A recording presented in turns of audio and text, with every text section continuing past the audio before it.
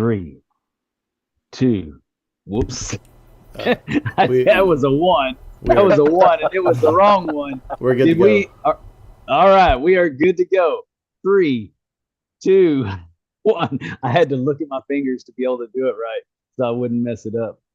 Hello, friends and brothers. Thank you for joining us tonight. This is Masonic Improvement, and due to Justin's pathetic little self, he won't be on tonight. He'll be in the background. He is part of the conversation, but not really, so you can talk about him if you want to. He's big. But anyways, I'm glad to see all of our Inner Circle members here tonight. How are y'all doing? What has been happening in your life, and what excites you about Freemasonry? Doing good. Man, yeah, it's Doing good. a good day to be Byron. Nice. Had a long drive back to up to Royce City today. As we were driving back, some big dump truck passed by us, and I think it was dumping oil out or something, and it just Man. splattered oil all over our car. I was like, golly! Wow. Yeah, Where was that? it was. I don't know. I don't know where we were. It was like we were almost like where you go around Austin on the Oh, okay. place. You know, Man, yeah, pretty that's great. crazy. That doesn't happen around here a whole lot.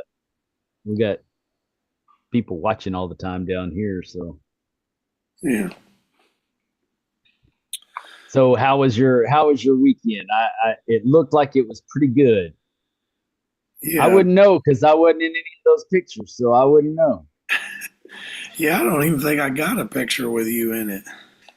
We didn't. I was looking at the whole weekend and I was thinking, man, I didn't even take pictures with anybody. I was just blowing and going, just trying to keep it all going, keep it Yeah. together in my own head. Yeah, That's unusual for you guys not to take any pictures. I mean, you're usually the photographer of everything. Yeah, I just took a back seat. But you got some pretty cool ones, Brad. It looked like, I mean, I am not going to boost your ego, but you may have looked like a man of mystery. Yeah, no, I really had a really good time. I just, when I go to things like that anymore, or whenever I had the double cornerstone or this weekend or next weekend, I just try to really enjoy myself because I do a lot of planning to make those things happen. And then I just try to cut loose and just relax and have fun, man. You seemed like you were really busy, and it was good to hang out with you last night and talk to you for a while. But yeah, I mean, I just really had a good time. Me and my wife got up on the ship a little bit early, and we walked around on the deck, and there wasn't anybody up there. It was like we were the only ones. And we went walking up on the bridge of the ship and climbed up in the, cockpit or whatever, up in the seats up there, and you could look out at the guns and everything. Yeah, I'm not Navy, so I don't know. Yeah. The whatever, yeah. I know I've heard it at some point, but I don't. But it was pretty cool. It was awesome. Nice. Shit was really, really neat. And y'all did a great job as usual with the Knights of Mecca. We missed you, Cody. Just so that you know, we missed you.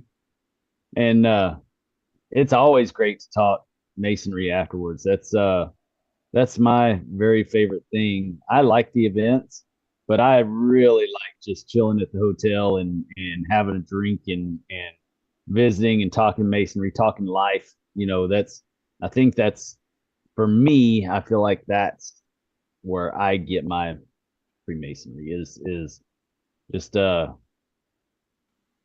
trying to put the two together, life and Freemasonry. That's my ball of wax. But yes, next weekend is the big one. Exciting. Yeah. Right. 2 cornerstones. Is that right? No, that was last month. This month is a 5 speaker event with Dennis and Justin if he gets well. Well, Justin may not be there at this point. So, Yeah. but I can talk a little bit on rites of passage as well. I bet Cody can as well. He can Yeah. roll off from doing a little bit of floor school and talking about, and then roll off into rites of passage as he does it. I bet. Could you I do bet that, you Cody? everything in his power to be there. Yeah, I'm gonna do everything I can to be there. I expect to be better by then. Dude, you better take 2 tests before you come and get around me. Yeah, I don't want to get anybody sick. I'll be sure I'm good. So I was talking to Cody a little bit earlier about Lodge and about like he had made a post a while like about a week ago about how far would you travel to go to a forum exam. Yes, I love that post. Yeah, and he was talking about there's some people that talk about they would go 3 hours or 4 hours or whatever, and then some people said they wouldn't even travel at all. That they don't really do the education stuff. That they were mainly in it for just like the social aspect of it. And Right. although that, I mean, we're not going to knock that brother for him wanting to do that out of it, but I don't really feel, and I don't really feel like that's what Masonry is set up for. Just the social aspect. It's more of an educational thing to help us make good men better, right? Um, Yeah, we were good when we walked through the door. It's kind of like the the how do I put this? Well, maybe I shouldn't put it anyway. Maybe I'll be the wrong person to put it anyway. Well, it's a lot like the people who are so focused on their religion that they're not willing to look at any broader sense of theology because of that religion. And if you're perfectly fine where you are, why did you join a fraternity built upon theology and philosophy? I don't get it. I kind of feel the same way. I do like the fellowship that we have, but I just don't think that we can narrow it down to that being our only focus. I agree. If nothing else, giving of yourself to want to do philanthropic kind of stuff, wanting to help the Scottish Rite hospitals and the School for Dyslexia and the Shrine Hospital, which I'm a Shriner, guys. I'm a Shriner. I'm a noble. I don't feel very noble, but I'm a noble. But, at least be a person that wants to give of your own self and do in those ways and not just about fellowship, right? You hope anyways. Yeah. But I mean, maybe that's what he gets out of his lodge because that's all they offer. That could be true. So I know that it was a certain way with me for a long time with one of my lodges that I was in. And I thought that this was Masonry, and I was starting to get really depressed until I started traveling. And then I really came out of my shell. Dennis, I think you just hit it on the head, right? I think we all joined for a different reason. I joined because, I mean, honestly, COVID, I was working at home. I didn't leave home unless I was taking the dog on a walk. I didn't work in an office anymore. I didn't see anybody. And that fellowship part was like the first thing that, I mean, I knew of Freemasonry. I knew there was something deeper there, but that's what got me Right. in the door. And then finding a group like this, finding like-minded brothers who actually wanted more, who desired more, like, oh, there's this whole other world to it, right? And I think a lot of times it is like, what do you maybe I don't want to discourage anybody for saying like, hey, the doorway is fellowship and fraternity, but Right. that's just the door. That's not the end of the journey, right? And to your point, Dennis, if we aren't traveling, if we aren't finding like-minded brothers, you're gonna end up really quickly finding like, hey, this isn't the lodge for me, or and I think masonry isn't for me because I think my lodge is not a good fit for me. Right. Right. Well, and my favorite my favorite quote of all times. Same thing goes with education. We can educate ourselves and read as many books as we want, but if we do nothing with it, it's just intellectual masturbation. I'm going to take every chance I can to say that as many times as I can. That is a quote by Robert Park himself, and I absolutely love that. Dennis, that's actually a quote from the great Sammy Hagar. Is it really? That's in a Sammy Hagar sign. I don't remember the song right off the top of my head, but it is. That's out of a song? Yep. Hang on a second. Google I'm Foo going is going to rescue us. Yeah, I'm going through my head of Sammy Hagar songs, man. I love me some Sammy Hagar. I had the hair like him and all when I was a kid. S&M stuff, all kinds of this guy's kids. You got some pretty long hair right now, brother. So people was normal every day. Yeah, my daughter likes it. She likes it when it's all fluffy like that out from under my hat. Go figure.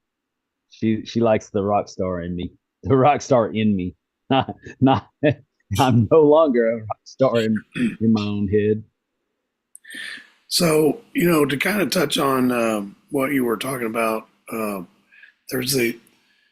I became a Mason, like my lodge they didn't really do a lot of education stuff. And I spent the first year after being raised working on getting the ritual like down pat. Because it was so fresh in my mind that I felt like it was the right time. Because I didn't really have any real responsibility in the lodge yet. And I had a really good mentor, teacher, Harry Clark, or I still have him. But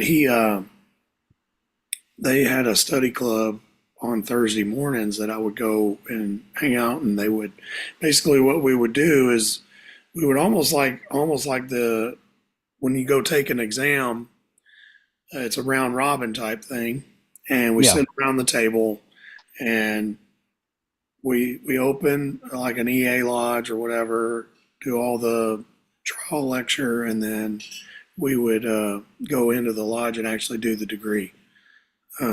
And basically it was 1 week we would do EA, then we would do fellowcraft the next week, and then we would do the master the next week. But we would, do all of it. And that's how I learned it in the first year. Well, and you didn't realize that it's probably one of the wisest things that you could touch on is that that is the foundation of Freemasonry. And so really when we're young and we don't know what to do in Masonry, that really is the best thing we can do. And I also believe that when we're struggling in our lodge and our lodge doesn't have any direction, that's the one thing that we can focus on to find our true north, and then take off from there once we start really getting the ritual down. Goliad did that. I personally saw it. I saw it, struggling, and they had started the floor school before I got it.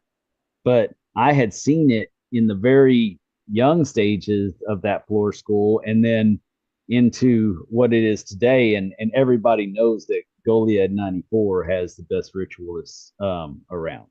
And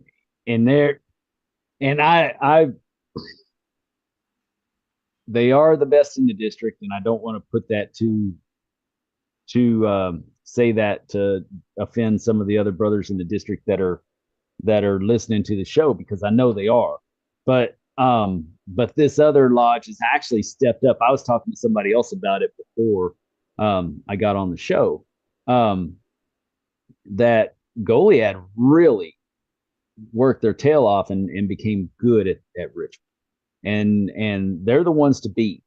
But now we have another strong lodge in our district that's working towards doing the same thing. And they're doing, they're taking Freemasonry to a whole nother level as well, down in the bottom part of 36. And hands down, they're the two strongest lodges in the district. And I'm sure that if we were to look at more districts, or hopefully if we look at more districts, we could see that kind of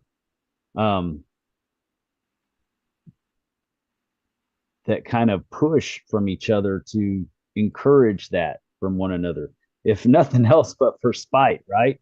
They didn't want us coming over all the time doing the degree, so they started stepping up to work, and they become a strong lodge with it also, because they are taking their own initiative, wanting to be their own culture. And I get it. I totally get it, and I respect it. And I think that if more districts would, have those two lodges that would,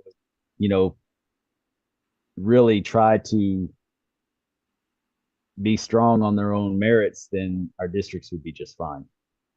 Right now, I think we have too big of an infrastructure as it is. If we had those two lodges to where people could gravitate to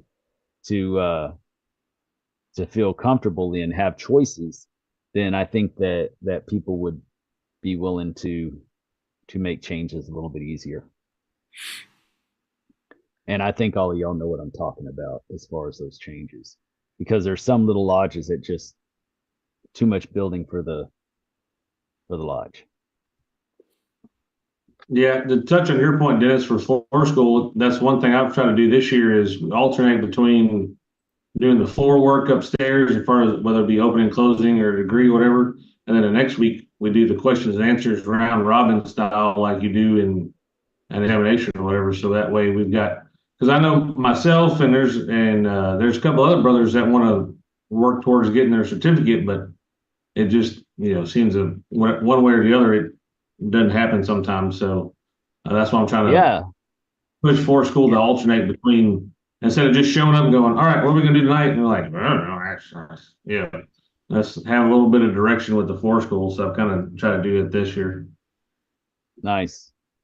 Well, I agree. And I think that that's one of the most intimidating things about getting a certificate is going and seeing all these old timers just spitting out the work, just bam, bam, bam, and never having that round robin experience. That can really be that caused me the first time to just walk out. And then, later on, I did sit down with Mike and work on it, but and started going through it with him, and God bless him, he was helping me along. I know he was. He was so patient, because Mike, if nobody knows Mike Calhoun, you just pause for a second to catch a breath, and he spits out the word because he's just got it on the tip of his tongue. He's already said it 3 times by the time I've said one word. So you got half a second to get it right, otherwise he's going to correct you. But I mean, that's Goliad. Goliad has the benefit of having 3 A certificate holders, 1 C certificate holder, and a lifetime certificate holder here that come and help us do our floor school. So we can separate and do a lot of different things at one time. And one brother's working on a fellow craft, one brother's working on an EA, and somebody's upstairs working on doing a open and closing or a degree or so. Yeah, we have the benefit of doing a whole bunch of that stuff. But that happened over time. It didn't just happen overnight. Yeah. So, and that's the beauty of it, is that, that is the one thing that we have is the floor school and the ritual that we can. And the lodge you're talking about, I'm pretty sure I know which one it is. They're putting on their own floor school now. So good. They're kicking butt down there. Nice. We're doing floor school in Oso now too. Yeah. I mean, if you at least, I mean, that's kind of my opinion. If you're not doing a floor school, I mean, you don't really have to do it. Oh, you need to do it once a week, like we do, to kind of stay fresh on it. But I mean, as long as you're doing it once or twice a month, I think would be better than not doing it at all. I mean, I think that's where a lot of people kind of fall down is, they're not doing any kind of floor school or practice or anything. They just, we're fixing to do a degree. Let's all go up and practice real quick. It's like, oh no, if you continue to do it every month, and do something different. Like the past couple of weeks, we've done receiving the DDGM, because our senior and junior junior deacons haven't really practiced that part. And last week we worked on balloting because, how do you do this? How do you do that? So, I mean, it's a little things like that, opening and closing. Yeah, that's, we practice that all the time, but it's a little offsets of, balloting or receiving DDGMs or doing things like that, practice too, so that way you can get it to the way it needs to be. Yeah. Yeah. My next stated meeting, we have to receive the DDGM, and we're more than likely going to ballot on our first petition that we've had in 2 years. So we're definitely rusty in that department. And so we've got 3 different events that we're doing this month. And I need to work in a couple of practices in there to get all that straightened out. Don't forget, your monitor is your friend when it comes to balloting and stuff. Don't forget. Yeah. Right. I get too proud sometimes and I try to wing it, and boy, I screw it all up. I know how it's supposed to look, but that ain't what happens when I'm in charge. Don't make me nerf my drink, man. That's just not cool. You're right. That's why there's a monitor right to the left of the Worship Master and Goliath. You just grab that book and just yes. All right, right there. Yeah, however, I have decided, and I got to print it out. I pulled it up today. I'm gonna print out the Golden Trowel ceremony, and I'm gonna have that memorized by November 2nd. Nice, very nice. That's my goal, because he deserves it. Looking at something in the chat here, the Jim Rumsey monitor is very handy to have. I bought 3 of them for OSO so that we would have one at the secretary's desk, one at the master station, and one at the no, I got 4 of them. So we'd have one at every station as well as the secretary's desk. And then I just now got in my 2024 law books.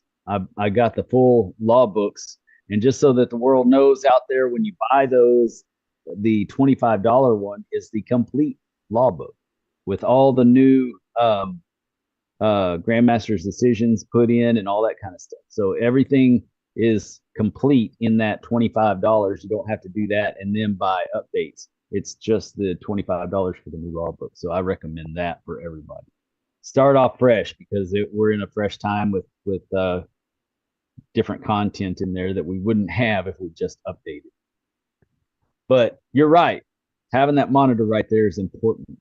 Go ahead, Byron. What's up? Sorry, maybe I'm just behind on the times, but I heard you mention the Jim Rumsey monitor. Yes. What are you talking about there? What is this? That's the does he have a cool Cliff's Notes version? No. It's the new monitor, and he helped with it, and so and he wanted to have certain things in it, and so they and the committee decided to put certain things in it. But I will be burned at the stake when I get to Grand Lodge for calling it the Jim Rumsey monitor online. So, but I say it just to cause some stank. Everybody needs to cause a little stank. Little friction, maybe. Yeah. For crying out loud. Okay, well, I'm sorry. I did not mean to call you out on that. It's like, hold on. No. What are we talking about here? No, it's the new one. It's the new one. And it also has our newest Committee on Work member, Cody Stewart, on there as well. So it could be called the Cody Stewart monitor, because it did not come out until Cody Stewart became a Committee on Work member.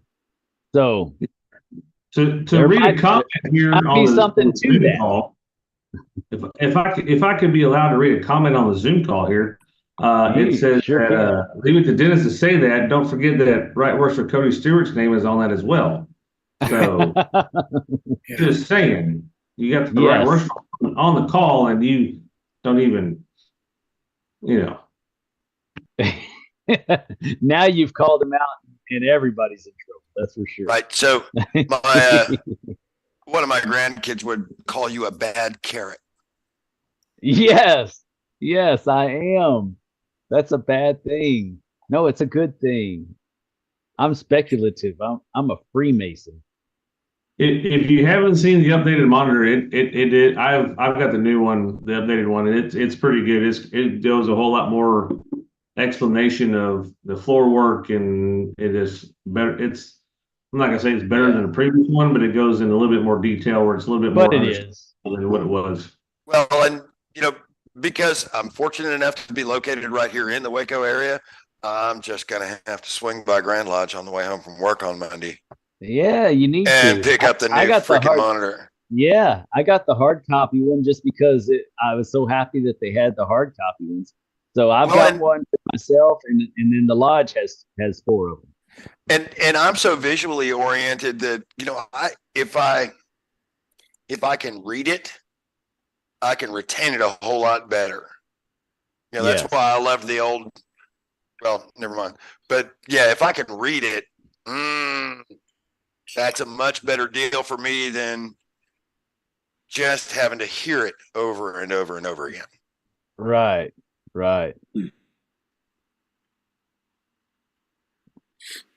Yeah, I've been teaching out of that monitor at one of my lodges. We're going through. That's funny. I was looking at you. I was expecting you to say something. Yeah, that's why I didn't say anything. I've been teaching out of that monitor I'm a marshal at one of my lodges, and they don't really do education there either. And so I was like, the new worshipful master, I said, hey, would you mind if I take 10, 15 minutes and do a small educational piece? And I've just been doing the parliamentary procedure. That's the new section in that monitor. And last month we talked about just kind of the worshipful master and his duties and, all the power that he has. Oh, that's funny. And I'm sorry, Cody sent me something funny. Yeah. Right, worshipful sir. Thank you. I'm gonna have to save that one. I won't say where it came from. Go ahead. I'm sorry. It's all right. But this week, I think I'm going to talk about lodge procedures. So yeah, I mean I think that's a great place to start. Yeah. Right along with ritual, parliamentary procedure helps keep cohesiveness in your lodge and allows you to have smoother business meetings if everybody knows the rules, right? If you have one guy that's following the rules and one guy that's not following the rules, it creates a lot of friction. But if everybody knows the rules, then that is a great place to start. It's almost like, oh my goodness. And you did it too. And I was thinking, my gosh, how many people are going to have to do this? There was one person out of the Knights of Mecca that didn't do it, and I was so proud of him. But so CD got up and he said, worshipful master, grand master, sir, right, worshipful sirs, brethren-in-all, officers, brother-in-all, whatever he said. And then the next guy did, and the next guy did. And it's like, dude, you don't have to do that every time. Somebody acknowledged everybody already from the group. Everybody can get up. We all know that you revere the Grand Master. We all revere the Grand Master this year. Yeah. But right. I had to say that. But we all revere the Grand Master this year. But it's really unnecessary. You can just say worshipful master because really he's the one controlling the meeting. Now, in a business meeting, it is actually not proper for anyone besides or to acknowledge anyone except for the master. Because if you're doing a motion or whatever, it's specifically controlled by that master, nobody else. And so he's the one you address. He's the one that makes the decision. So you say worshipful master and continue on. But in lodge culture, everybody says worshipful master, right? Worshipful sirs, wardens, brethren, all that kind of stuff. But man, it took up an extra 10 minutes with you guys just reciting that one part. each of you. It's like, oh man. But anyways, You're right. I know everybody is just being respectful. Yeah. Yeah, I guess I just followed suit because everybody else was doing it. So it felt like the right thing to do. Right. You don't want to be that guy. Yeah. But there was one that didn't, and I can't remember who it was, but man, I was like, I love you. You're my favorite one now. He was after you, one or two behind yours. Yeah. Well, I guess, if the worship officer actually gets you up and he asks you something in the lodge, and you would just report back to him. But if you're like a committee, or you're the committee chairman, and you're getting up to report to the lodge, you wouldn't say it then? You're reporting to the worshipful master. Okay. That's the only person you're responsible to. The lodge is hearing what the report is, but he's the one who asked you for that report, not the lodge. Okay. Gotcha. So that's why it would still be just him. I get the sentiment, but you are reporting to him.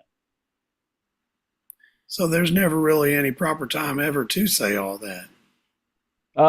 Well, when you're not doing committee work or business, like if it's for the good of Masonry, or let me think. I was thinking about this the other day. I really was. And really just about any time except for when you're actually doing committee work and motions. Okay. That's whenever you're doing that kind of stuff, that has to be kept straight and narrow. That way it keeps it on task and flowing easily and smoothly. Makes sense. Yeah. But I think you're right. Teaching that, first thing out of the gate, that's important. That's a good thing to do. But I think, right there with ritual, and one of the things I hate the most is hearing somebody say, well, everything you need to know is in that right there book. And then they say, and then the monitor, that's all you need to know. And it's like, well, that's where it starts. That's where it starts, because yeah, everything is in the Bible, but these other books of faith have the same thing also. And there's different perspectives that might drive it home a little bit easier than what the Bible says. Or the stuff that's in the monitor, you have to reference the Bible. You're not really getting the full picture. And you really have to reference some other depictions of history, or you're not getting the full picture. Wait until my talk this weekend. You're going to love it. But yeah, I mean, that's in reality, if we're not researching more than what's there, but it's a great place to start, because most people don't even do that. Yeah. Yeah. If you ever go to a Right Worshipful Cody Stewart forum, he actually will ask if anybody does read out of the monitor during the forum. I always raise my hand and say, I do. Yes, I will lie boldly. No, just kidding. I do. I don't use my new one as much as I use my old one, because I don't want to mess up the binding. But I really need to. But I do have a few sticky notes in mine, just so that people know that I do actually use mine. I have sticky notes all in mine to keep me on task with different things, like what the secretary is supposed to say in closing an EA. No, just kidding. So I was digging and trying to find, where the lodge is set up, you got the rods at the steward station, and the deacons stations. And I was trying to remember, because ours are not the right color. And right. I'm trying to figure out, I'm actually going to paint them this week before you guys all come, so I can have them the right color. I'm thinking the stewards ones are supposed to be white, And Yes, just remember, he came back. Cody Stewart's an angel. That's white. Yeah. Okay. So your stewards are white. Jeez. You like that? Yeah, not really. Oh, No. and I will definitely have some. Your if your wife was listening, she'd be rolling in her chair by now, I guarantee. I'm going to have some butter and some muffins this weekend too. Yes. Yes, lots of butter. Only real butter. Yeah, let me know when that part's over. Brad, one of the easy ways to remember that is, the stewards are preparing your food. So not stewards. There's a D in there, Dennis. Stewards. When they're preparing your foods, they should have very clean hands, right? So the way to remember that is their rods are white to symbolize how clean their hands should be while they're handling your muffins or butter or whatever. Nice. Well, the whole way that I learned it, and the reason I said angel was because one of our brothers, our steward, our senior steward at our lodge, and he's a pastor. He said, "Well, just remember, your stewards are there to serve the lodge, and that's pure of heart. So that's the purest of intentions." That's how I remembered it, and then I just thought of butter in your muffin, right, worshipful sir. I don't know if you ever want to hear me say that again, but I did have to say it. Yeah, I don't think yeah, we'll leave it right there. This could be the last time I hear you say it. I would die a happy man. All right. Moving on. So, there was something else I wanted to bring up, but I can't remember. What is there anything else anybody else wants to bring? Yes, please. Okay, so, and y'all know I'm a bit of a neophyte, but if I'm hearing the discussion correctly, not just tonight, but in previous evenings, we do not necessarily adhere to Robert's rules of order within the lodge. Correct. There is a slightly different rule of order that we go. Right. Aha. Okay. There are, and the monitor even makes a point of this, drawn a very big difference between our parliamentary procedure and Robert's Rules of Order. And there are a couple of other sets of rules as well, because they don't, the organizations that they benefit aren't put together like ours. So they wouldn't have the best benefit to Masonic lodges. They do real well for other organizations, but not for ours. So then would it be fair to say, and I apologize because there was a little bit of an interruption in your voice while you were speaking. Would it be fair to say that we have our own rule of order? Yes, sir. That would be precisely correct. You're exactly right. Could that might be an interesting discussion for a subsequent Sunday night? I'd be down with that. Absolutely. Like how Masonic rule of order differs from what most people are familiar with, and what I'm more familiar with is Robert's rule of order. And how those two systems differentiate and how they allow differing organizations to still achieve the same sorts of ends. Yep. I'd be very good with that. I'd love it if Dennis and Justin are good with it. I'd like for you to lead that one. Yes. So how about we just plan on next weekend we'll be talking about the weekend. How about the week after next weekend? Let's plan on that you will lead the discussion on parliamentary procedure for the Grand Lodge of Texas. Would that be okay with you? I'd be honored to do so. Yes, sir. Thank you. Wonderful. That's awesome. I'm excited because I do like that.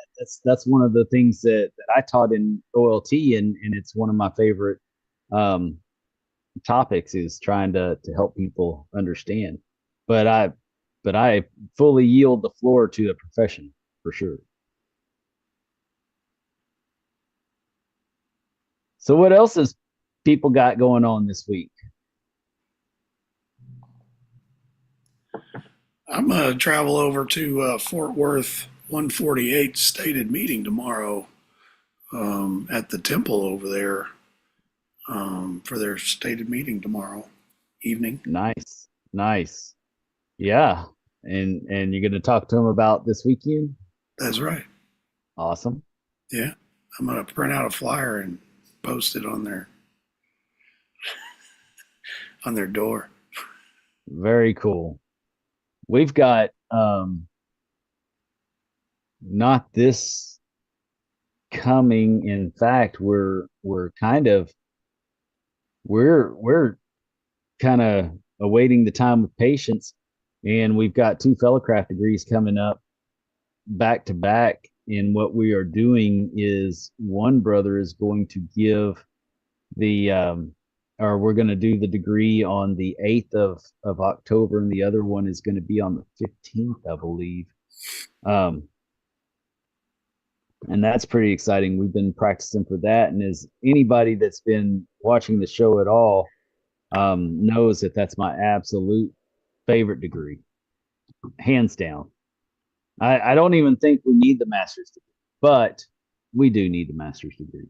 But I think if we didn't have it, we would still be able to get to where we're going. And one of these days, we can have that discussion when we're not doing a live show. I can explain my feelings on that. When I know that we have all master basins on the inner circle discussion. Oh, another cool thing that I have to announce is that this year at the Masonic Improvement Dinner in Waco at Diamondbacks, we are going to go ahead and do it festive board style.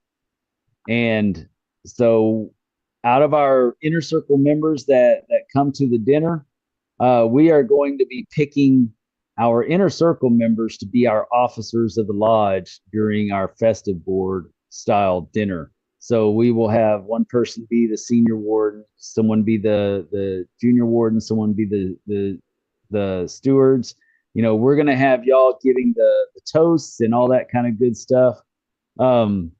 So yeah, I like my glass from Houston. However, I am not providing glasses. I'm providing you with a Resolution 9 bar. So that's my gift to everyone. But anyways, so the inner circle dinner has kind of, last year it really just blossomed into something we weren't expecting, and we had a lot of people that came in to enjoy the dinner with us, and we had a great speaker. Craig Enderly was our speaker, and everybody really enjoyed it. And so we're going to do the same thing as far as having the speaker. We're going to have the same type of discussion afterwards, to where a lot like parliamentary procedure, you will stand up, be recognized, and then you can speak. And we'll do that as many times as we want until we shut down the place, like we did last year. And but in the process, in between all that conversation, we're going to pause for toast every so often with our officers. They're going to do that for us. And so it's going to be a great time this time, and hopefully people will get an experience that they haven't had before. And another thing, just so that you brothers know, no one will be allowed to join the dinner unless they are vouched for, and they have to be approved by Justin. So we believe in having the sanctum of all sanctorums when it comes to discussion. And in order to allow everyone to be able to speak freely on what's on their heart, what's on their mind, it has to be complete confidence that those discussions are kept to the group and whatnot. So unless Justin and I vouch for them, they will not be at the table. So we will take if you guys want to offer up any names or whatever, we'll be happy to look at those. We're going to look at the full list. We've already got almost 65 people that want to come this year. Last year we capped it at 50, and I think that we're going to go ahead and line the inner lining of the table, the square, with brothers as well, and so we could realistically seat 100 people in that room. So, and we'll have our own wait staff, our own bar, our own bartender. So it'll be a night to remember. But to keep everybody comfortable with conversation, we will be personally deciding who gets to come. Cody, it's the Masonic Improvement Inner Circle Dinner, and we had it at Diamondbacks last year, and we're going to do it again this year. We weren't going to do it at first, and then we had so many people asking, and it getting closer and closer, we decided to go ahead and do it. It's on Thursday night, and it starts at 6 p.m. So we tell everybody go and visit the Carlton Newberry Hospitality Suite at 5 o'clock when that starts on Thursday night, and then head on over to Diamondbacks and let's have a dinner over there. And everybody pays for their own. It's men only, obviously, for privacy purposes, but it's also just pay for your own there. We're not going to sell tickets per se. We're just going to get a list and then decide on who's going to actually be allowed at the table. Again, that's so that we know that our brothers will be able to speak freely without anyone criticizing and without anybody starting any garbage, because we want peace and harmony to prevail in our columns. But you are more than welcome, right worshipful sir. I don't know if you'll be busy Thursday night or not. That's also the night of the Grand Master's banquet. There's a couple of brothers that would have normally come that won't, because they will definitely be at the Grand Master's banquet, but they might sneak over afterwards as well, just to share in the discussion with us. And then during that, we also, last year, we were able to see the pub crawl go past us whenever we heard the bagpipes, and then all of a sudden they start marching past us. It's, oh, that's the pub crawl. So this year, when we hear the bagpipes, then we're gonna pause. We're gonna all raise our glass to the bagpipes, to the pub crawl, so that when they're walking by, they can see us raising a glass to them, and then take it from there. Yes, I understand.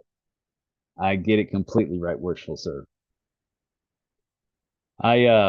I generally get there on Wednesday myself. I don't have to get there on Tuesday, but I get there on Wednesdays usually. And yes, you're right. It's a very busy week. But that's our chance to blow off steam before it gets down to the nitty-gritty on Friday. So let me ask a question while we're on that subject. What's the benefit of showing up on Wednesday versus showing up Thursday at some point? Because Thursday is the opening of Grand Lodge. Okay. And a lot of people don't like the hoopla, but I think that it's very necessary. If you're going to prepare just like in opening our lodges, if you're going to prepare yourself internally for the external, then you should be there for that opening. It's ritual. That's me. and you get a chance to actually see what a grand procession is supposed to look like. And now, do you really need to stay for all the different speakers? No, I don't think so. But I always enjoy seeing the Demolay guys speak and the Rainbow Girls speak. They're always so eloquent and nice and well mannered.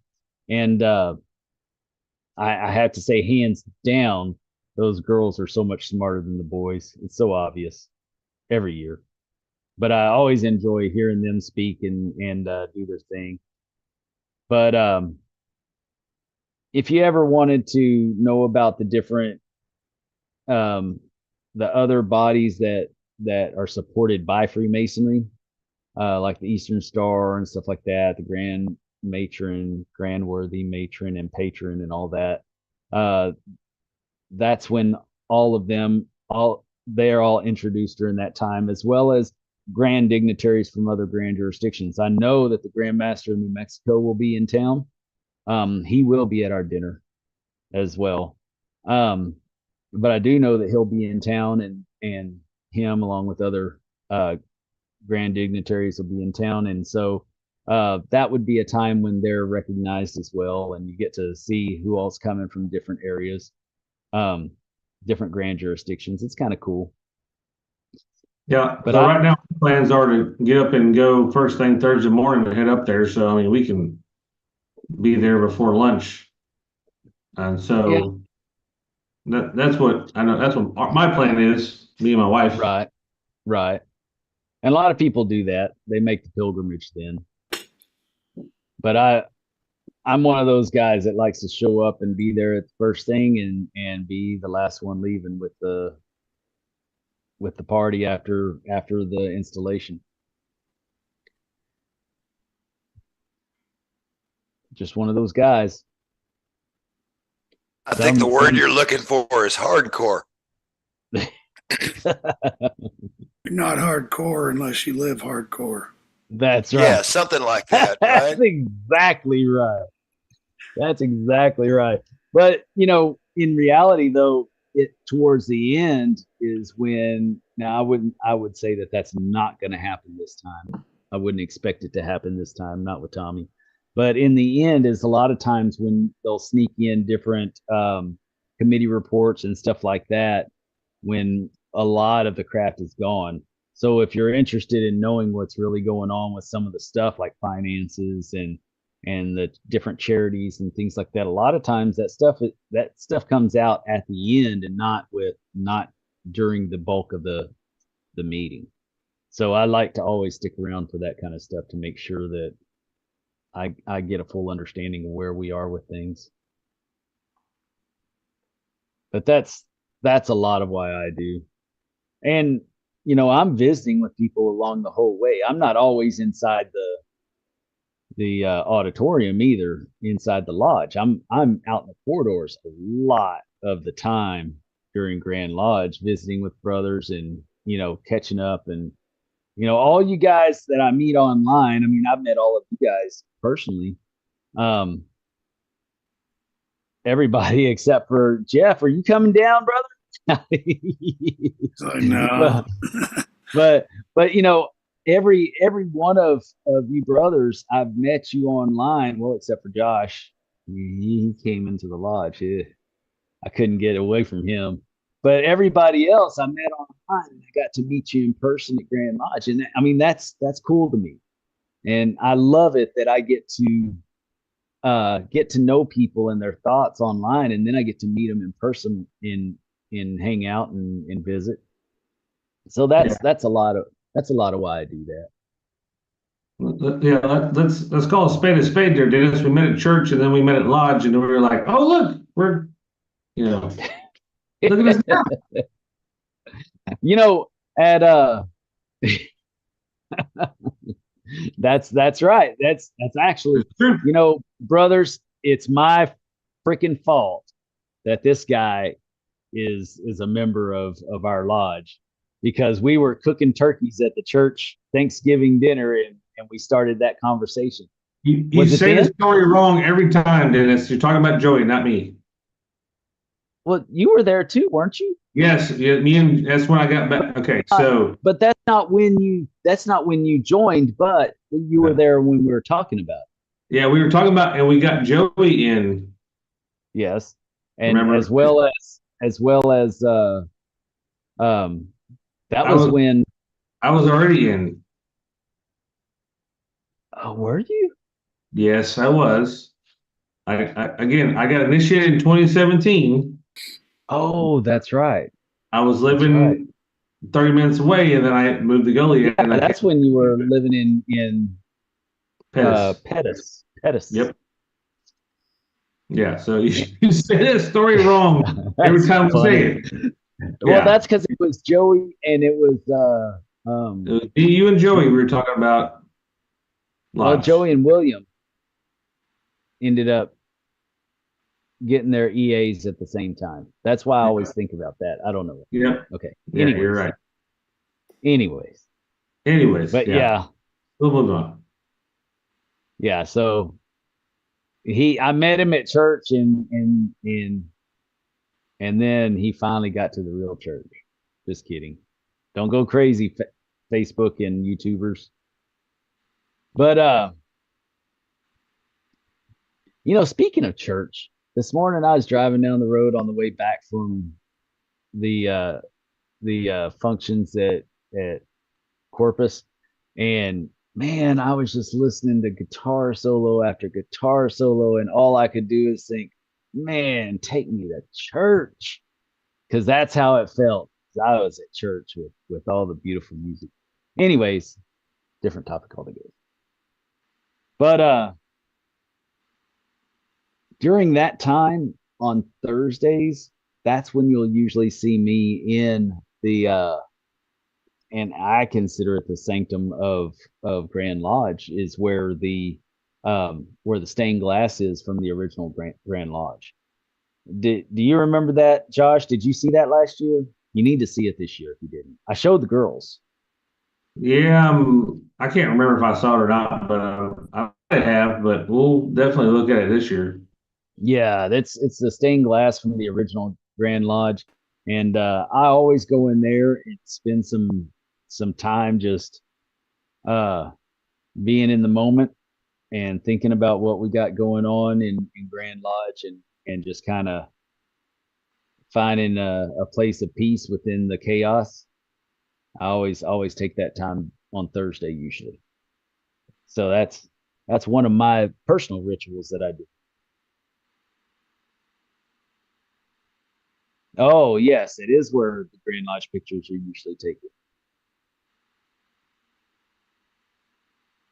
That was right, Worshipful Stewart. He was mentioning that online. I was reading that just so that you guys know.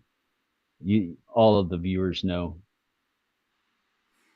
So go ahead, Brother Brian. So when you spoke of personal ritual, the thing that popped into my head is, one of the things that I love to do when I go to Grand Lodge is, and I can't remember exactly how it is all laid out, but there's a series of hallways you can go down.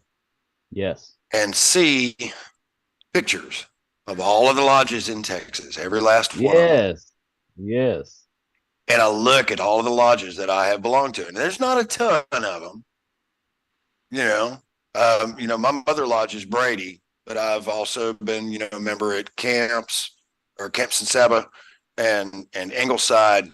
And I've visited a number of other lodges, and I love going down that hall and looking at those old original pictures of all of those temple buildings, and just really taking the time to remember all the people that I met there, all of the wonderful experiences I've had in all of those buildings. And it really is, for me anyway, it's kind of a centering experience. And I guess kind of my question then for y'all is, do you guys, you've already mentioned yours, Dennis, but do you guys each individually have your own little rituals that you do as you're preparing yourself for Grand Lodge? That's a good question. Right, Worshipful Stewart? I don't guess I really have anything I would consider ritual about it. On Wednesday and Thursday, that's when things are least hectic. I have quite a few meetings those 2 days. Of course, that's when the committees are all getting together and doing their thing. But that's when I get to see at least the first part of the stream of guys that I only get to see once a year. So I make sure that I post up for several hours throughout those 2 days. I post up at the different entryways and, man, just form a hug line just to tell those guys, hey, it's great seeing you again. I love you. I can't believe it's been we only see each other once a year. I hate that. But it sure does make me happy to see him again. That's ritual, if you ask me. A hug line is ritual. That's a nice way to start your day. Yeah, it's a good time just to love on these guys. Absolutely. Yeah, that's one of the things that I love to tell people is, man, I'm a hugger. I'm gonna hug you. If I'm your brother, I'm gonna hug you. I'm not just gonna shake your hand. So it's awkward for a lot of the bigger guys because they have to bend down and hug me. But still, I'm not gonna put my head on your chest, but I'm gonna hug you. Never hugged me, Dennis. I really don't have a ritual yet. I mean, last year was my first year at Grand Lodge, so I'm assuming. I'm gonna attend many years after this right now, but so I haven't had a ritual or anything like that to kind of get myself ready for Grand Lodge, because last year I was just kind of taking it all in and going, well, this is Grand Lodge. I'd never been there before. So Justin and I kind of have a ritual that we take a picture in front of the seal of the Grand Lodge of the Republic of Texas. We get a picture in front of the seal every year. So that's kind of a ritual for us. I'm speaking on his behalf because he's indisposed right now, but he's not indisposed. He's just kind of, I know, he's just puny, weak. He's sickly. Yes. sickly. Yes. Sickly. There you go. That's the correct word. He is definitely a sickly man. That's Oh, I know he's going to kick me when he sees me next. But anyway, right. it's still, but I really feel like that's kind of for me anyway, to go through that ritual and get ready for Grand Lodge, and some Grand Lodges are just, they run smooth and they're silky and they're just a joy to be at.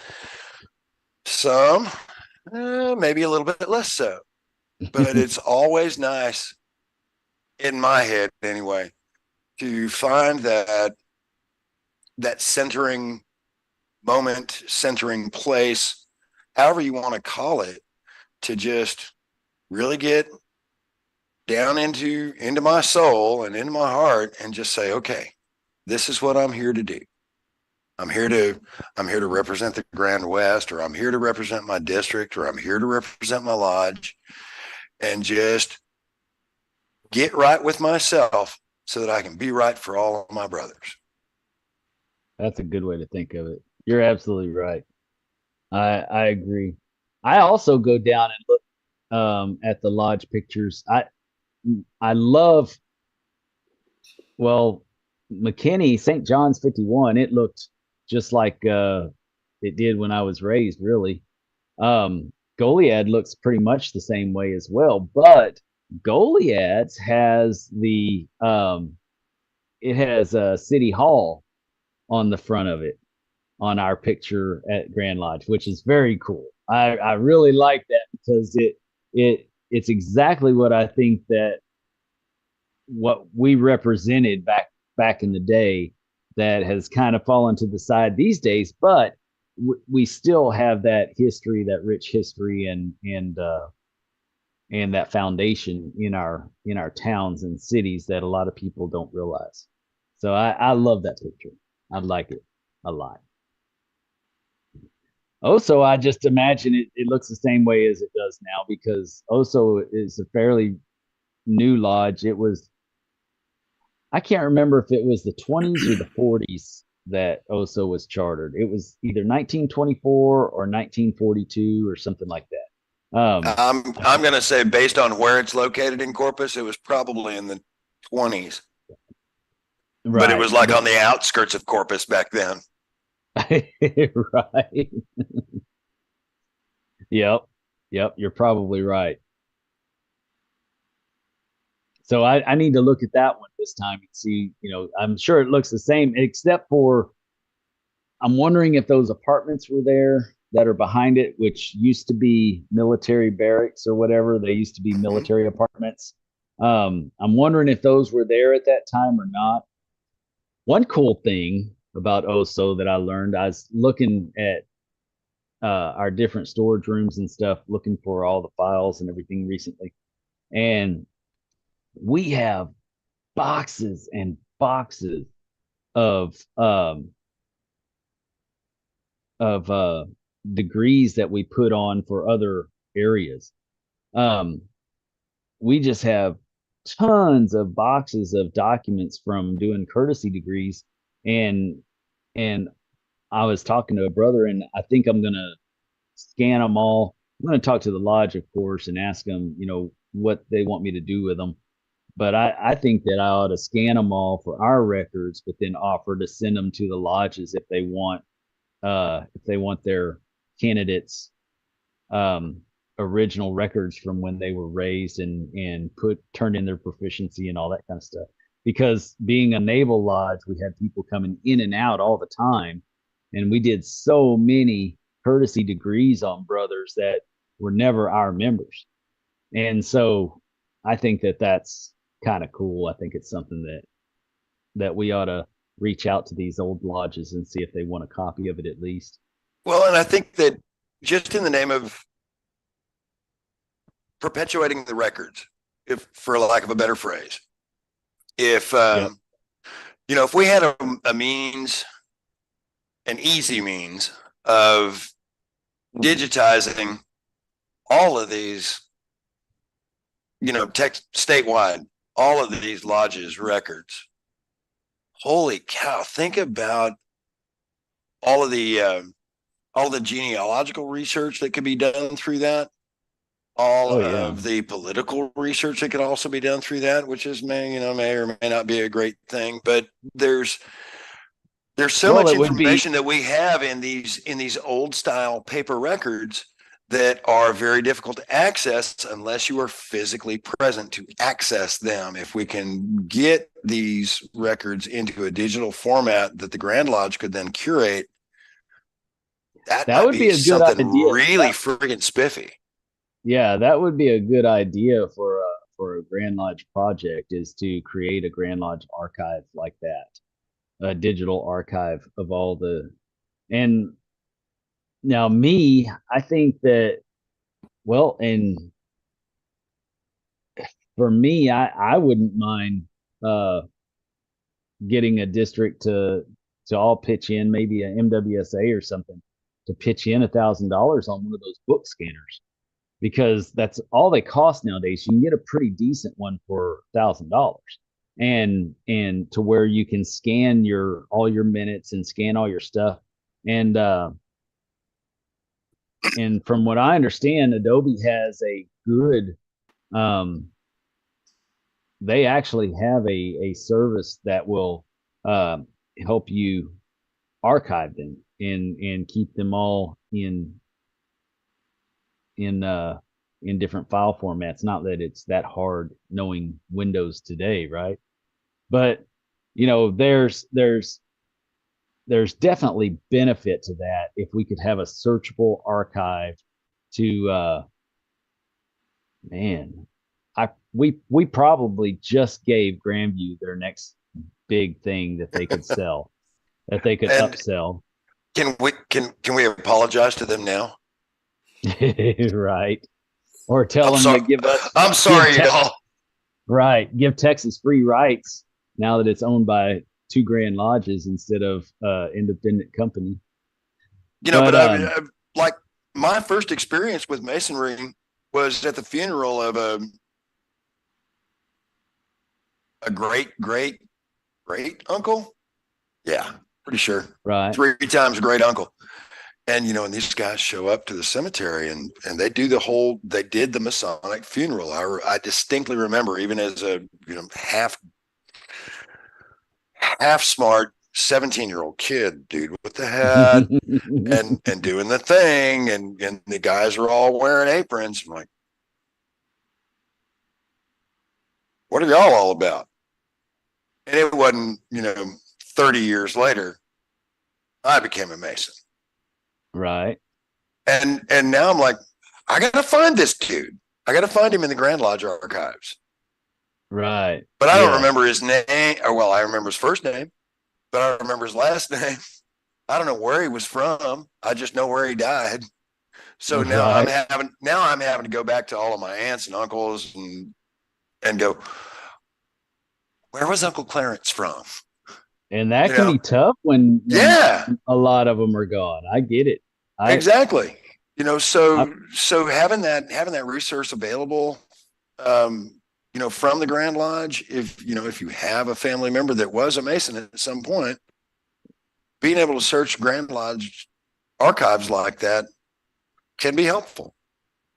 Right. Now, I know that you can, if you know the name and stuff, you can request for $10, they'll do a search for you.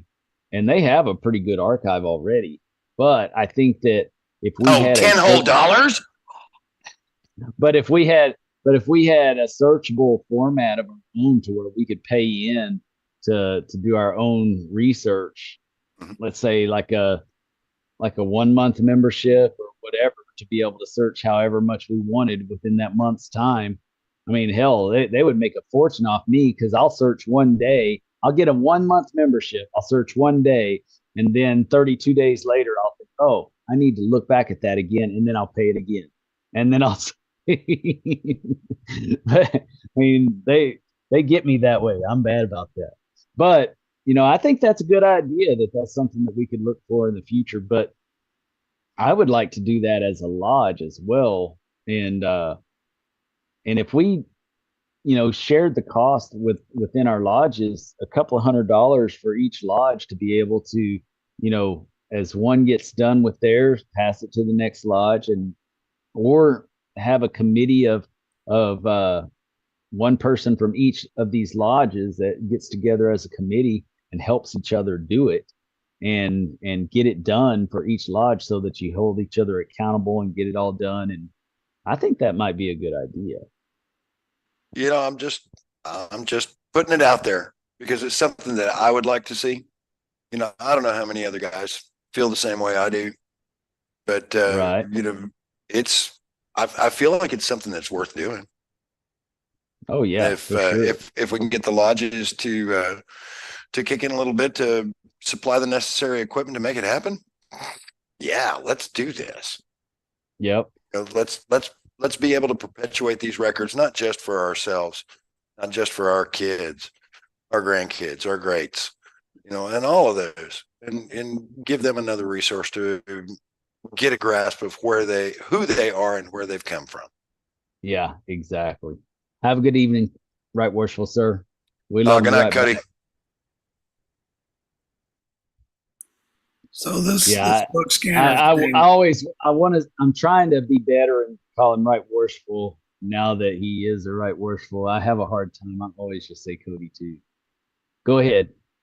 So this book scanner thing, does it do it a lot faster than just one of these little regular, like all-in-one scanner printer things, or what? Well, what it does is it allows you to open the book like partially, to where you don't have to open it all the way, flop down and hold it down and press it, because that's really what you don't want to do, is press the pages, because that's when your bindings break and stuff like that. So it allows you it actually, it's kind of like this light. No, I need to turn this off for you to see.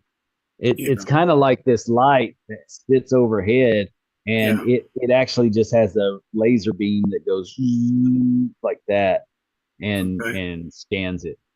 So they're really, it's what all the libraries and archives, different archivists. It's what all the archivists use. But really, they make stands now that you can hook your phone to where it's like a square, and you put your phone on it, and you can get your phone exactly to the right size of whatever you're doing, and it holds it stable so that it's a perfect square type picture. And then you can just push the button, or you can use one of those clickers that you can attach to your phone and just push the button that way and just move the paper, and without ever having to touch the phone. You just leave it on its stand and just move the paper, scan, because they all have that PDF option now. So there's a couple of different options we can do, but I would think that doing a professional type setup would probably be better. But who knows? With today's technology, the capabilities of phones these days are just so good. But you don't have to save as a photo anymore. You can save as a PDF. So, and that's what you want to do, so it'll be searchable. So I'm actually, I just typed it into the Google search. And I'm seeing them as, professional document scanner, showing a freaking like an open-ish book at $5.25. The most expensive one, $25,000. Yeah, well, we're not the Congress. We're not the archives of the Congress. Yeah. We're not the Library of Congress, so we don't have to go that far. But I'm seeing a lot of them that are actually under $500. Wow. Yeah. So, I mean, maybe this is one of those opportunities where, technology is progressing far enough that we can get as good a product for a significantly lower price than we would have seen a year or 2 years ago. Right. And yeah, man, no, actually, this is something I'm going to take back to my lodge. Well, hey, I think we need to do something. We ought to also think about the, for me, I think that we ought to think about the software as well, not just doing a PDF, but if you do OCR to where it can read the print, it can like read the cursive and turn it into print. And that way it will, how if you go on to,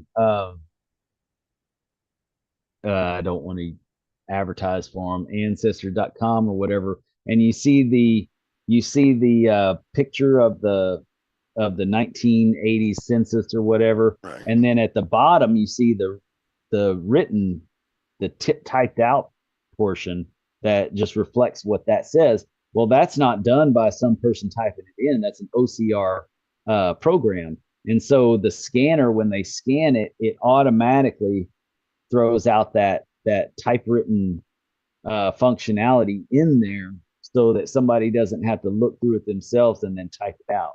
Because really, when you're searching, it's searching that typewritten part. It's not really searching the picture part. Well, nowadays it probably is. With AI, it's probably searching the whole thing.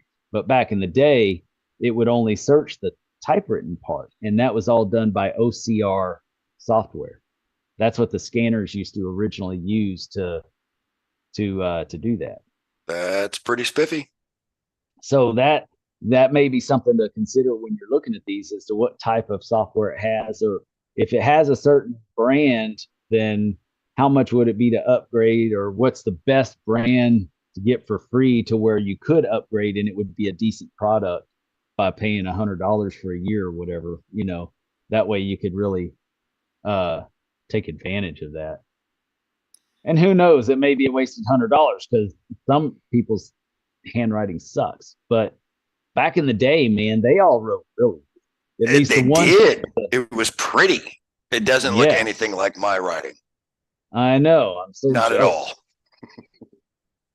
So I was wanting to say, reason why I asked is because, as a project of mine is to scan our minutes this year from back in the 1920s. And oh, nice. Yeah.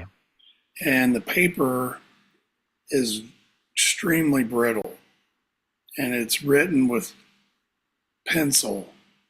Oh my goodness. Unless we have to move that, the better chance we'll actually get to capture it. That's exactly right. and I don't want to lose that history. Um, no idea what's even in there. I think somebody tried to open up one of them, and the paper just kind of started to fall apart. Oh wow. I think the silverfish are kind of eating it up, but um, what if we could get it to where we could actually get it out and scan it? Man, wouldn't that be cool? Oh yeah. And then And we can like package it up in the acid free bags or whatever yeah. whatever the bags that keep it I preserved. would even I would even contemplate taking it out of the book that it's in and putting it in individual sleeves. If y'all can afford to do that, if depending on how much y'all want to spend on the project. But there's no reason like today, our minute books don't look anything like they did just 5 years ago because now everybody's using their computer for their minutes. Yeah, So I wouldn't worry so much about the book binding itself. I would worry more about the paper. So if you could get the acid free sleeves to put it in and do it that way as you're doing it, as you scan it, then put it in one of those sleeves or you know, have somebody take a course on how to do that properly. yeah, And that might be something that, maybe as a Grand Lodge, we can talk to archivists somewhere. We have a number of wonderful universities in the state with incredibly talented and knowledgeable archivists. And, if we were as a Grand Lodge or hell, even as individual lodges, if we were to speak with some of these people and go, hey, how do I best preserve? Well, you got Baylor right there. I mean, damn, I Yeah. would. You have students that are. Yeah, that's what they're doing. That's what their degree is going to be in in being an archivist and things like that. So I don't have a clue how to start that discussion with Baylor, but I'm going to figure it out. Right. Yeah. we've got proceedings from the 1880s in our library, like all the way from 1880 till they quit making the book. Yeah, we have them all the way from the very beginning to we do too. We were founded in 1852. We were chartered in 1852, and so we have that as well. It's pretty cool. When I was master of my lodge, that was my main project in the very beginning. Was I went upstairs and organized all the books. I have all of our York Rite books in one bookcase. I've got all of the Grand Lodge books in one bookcase. I've got all of our, everything is organized up there now. It hadn't moved since either, but it is. Dang it! All right, well, I'm gonna mosey on, Yeah, guys. yeah. It's 10:30. So closing thoughts.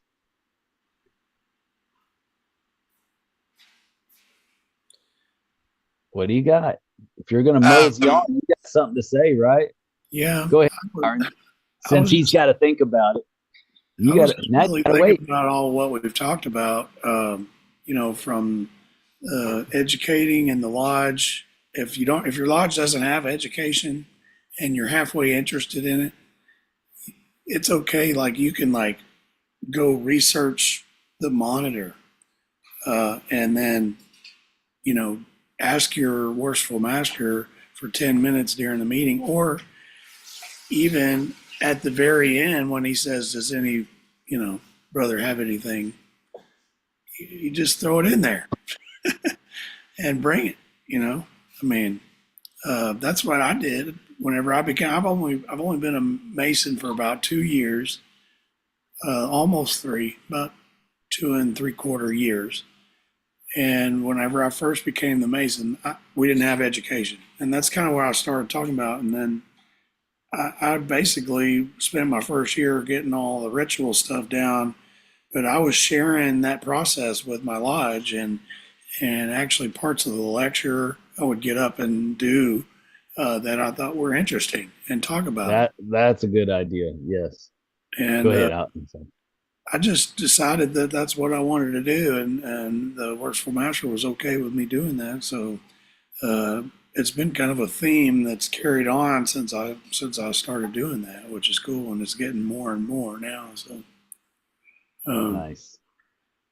as far as that goes, and then yeah, I'm really looking into trying to archive and save all the minutes that are just deteriorating and falling apart. That's really an important project for me this year, and we might even find some stuff like rules and regulations that they voted on back in the day that we don't need to vote on today because it's already in the rules and we don't have them written down. You know what I mean?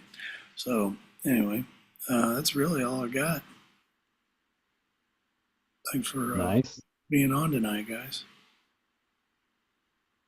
Brother Byron? You know, I really don't have a whole lot to add at this point. You know, one of the things I love about this forum is the ability to just put out there what's in my head and what's in my heart, and you know, to have you guys me as needed. I love that we got maybe a little into different areas than perhaps were planned for this evening, you know, in talking about personal rituals in preparation for Grand Lodge and the preservation of individual lodge records. But I feel like these are all things that we should be mindful of, things that are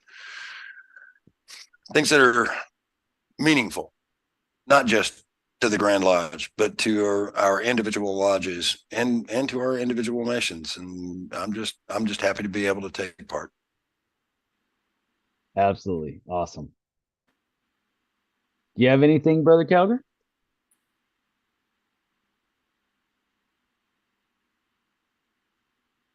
Well, I'm doing my long form fellowcraft proficiency in Lodge this Tuesday.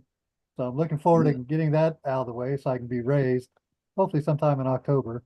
Yeah, Very cool. I got past the fellowcraft about a month ago, but I've been putting off learning my proficiency because we've had several new other initiates come in. And partly Kansas, part of the initiation ritual is two brothers stand up and do the long form Q&A at the initiation, so the new brother could see what they have to do to get past. And Right. so I've been doing that for the new initiation. So I didn't want to try to learn my fellow craft and mess up for the new brothers. So anyway, I got those out of the way, and I spent the last week getting it down. So hopefully all goes well on Tuesday. I get raised here soon. Very nice. Very nice. Yeah, that's the fellowcraft degree is my very favorite. And I think that's the degree where we realize that we have to have some skin in the game. That it's not just sitting there and being given this thing called Freemasonry. We have to actually pursue it. And if we're going to get closer to God, then we got to pursue it. And that's why that's my favorite degree. But I'm excited that you're at this point. It's been a journey. We've been through this journey with you, and that's awesome. I'm proud. I'm excited. Congratulations that you're almost there. I know you'll do great. Very cool. We have craft school every week on Sunday afternoons. This afternoon was the first time I actually did the proficiency out loud, because I've just been memorizing it in my head. You know, it's different working it out in your head versus just standing there and saying it. It went pretty well, so I feel pretty good about this Tuesday. And nice. Can I ask a quick question, Brother Jeff? Did I hear correctly? You're in Kansas? Yes. Can I ask approximately where? Topeka. Topeka. Okay. I was one of the guys that came down from Kansas is out of Andover. Oh, that's and it was one of the yeah. But it was one of the absolutely special parts of my raising was having that brother come down from Kansas for it. Oh, great. Nice. Well, I will give closing thoughts for both Justin and I. Justin, just so that you guys know, his whole family is sick right now, and he is hoping to be better for next week when we have the discussion at Roy City Lodge. We'll kick it off with Cody, and then and Brad will touch into that. Well, actually, we'll kick it off with Brad, starting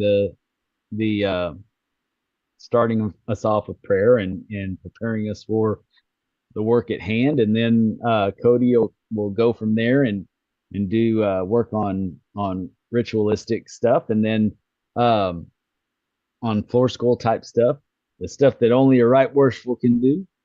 But this time, we hope that it's from his heart, not necessarily what he has to cover. So it'll be a little bit more exciting for him. And then Justin will tie in the rites of passage along with that. And if Justin cannot, for some reason, do that, I'm sure that Cody will be able to help with that, and I can help with that a little bit as well. And in fact, some of my stuff that I talk about in my talk touches on rites of passage, but not in depth. But then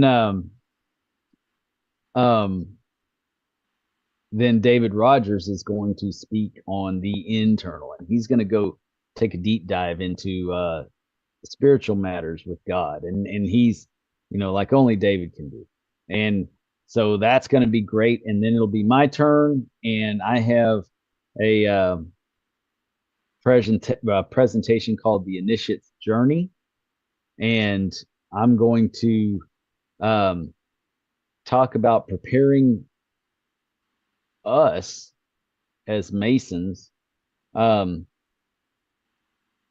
well as preparing the initiate, because we should be prepared for what we're doing as well. It's not just, the degree is for the candidate. Don't get me wrong, but hands down. But how are we going to give an effective degree as well as we can give if we're not prepared ourselves? So that's, we're not going to walk into the lodge, telling fart jokes and then put on a degree, right? So that's my talk's going to do that, and then I'm going to go into my walking lecture that I give for the EA. It's not really the lecture as in the work lecture. It's a lecture on the EA degree where I challenge people with questions and just kind of do it conversation style.